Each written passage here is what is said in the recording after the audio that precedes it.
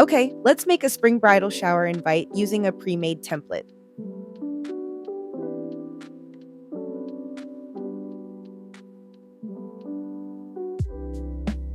This one is already really well designed, the layout, the structure, everything is there. But right now, it leans a little more autumn.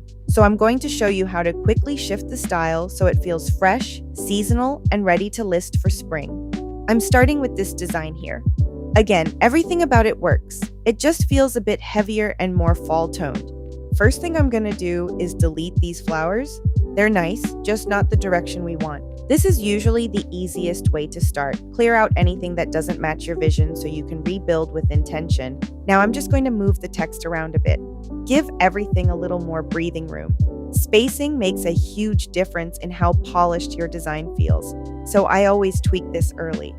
All right, now for the fun part, let's find something that actually screams spring. Let's see.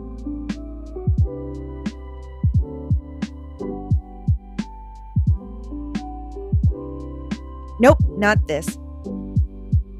I'm looking for something lighter, softer, a little more playful.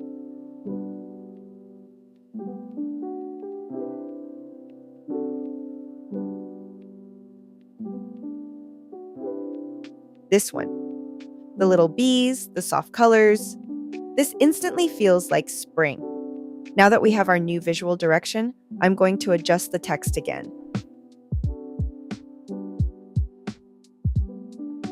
Let's make the heading a bit bigger, and the name too, just so it stands out more.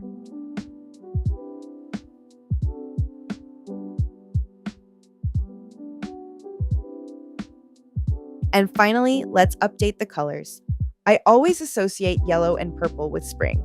It's soft, cheerful, and honestly, you see this combo everywhere this time of year. So I'm just going to bring that in to tie everything together and make it feel cohesive.